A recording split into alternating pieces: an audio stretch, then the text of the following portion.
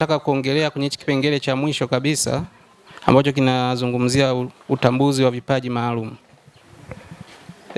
Nilikuwa nataka mtusaidie nyinyi kama walimu, kwa sababu muda mwingi watoto wanakuwa wako shule. Sisi tunakuwa kwenye majukumu na tunarudi nyumbani, most of us tunarudi usiku. Kwa tunakuwa na muda mchache sana wa kuweza kukaa na watoto. So mwalimu mnapokuwa shule na wengineo ndio mnaoweza kutambua hivi vipaji, na nilichokuwa na shauri, nilikuwa natoa kama ushauri. Ningependa muweze kuwa mnatushirikisha wazazi ili tuweze kujua huyu mtoto ana kipaji gani, ili na sisi tuweze kumguide na kumsaidia huko mbeleni, endapo labda atakapomaliza hapa darasa la 7 au akiwa bado yuko hapa, tuweze kuparticipate pia na sisi kwenye nafasi yetu kujua huyu mtoto. Wazo langu lilikuwa ni hilo. Pia labda ningepata tu ufafanuzi, je, mnatumia mbinu gani ili kuweza kutambua huyu mtoto ana kipaji hichi? Aliuliza kuhusiana na ushiriki wa wazazi juu ya vipaji, kwamba je, alishauri kwamba tuwashirikishe wazazi.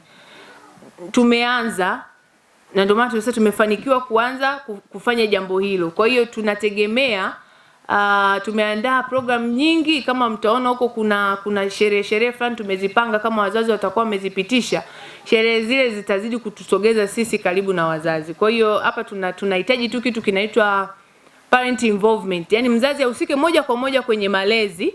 Akisha husika kwenye malezi kwa kuja hata shuleni akakiona kile sisi tumeandaa, kwa sababu wengine unaweza kumwambia mzazi mtoto wako anajua hiki kitu, lakini mzazi yuko busy hata asikione kile kitu.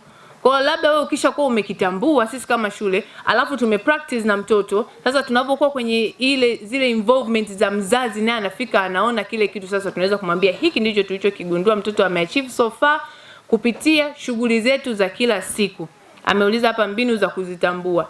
Mbinu za kuzitambua ni kwamba tuna masomo mbalimbali, tuna shughuli mbalimbali za shule, tuna mambo mbalimbali tunafanya. Kwa hiyo let's say tumpo kwenye kompyuta, unamuona mtoto ni mdadisi, anauliza maswali, anataka kujua. Pale unaanza kumuengage kujua, okay, uende mtoto kitu hiki ndio anapenda, ni interest yake.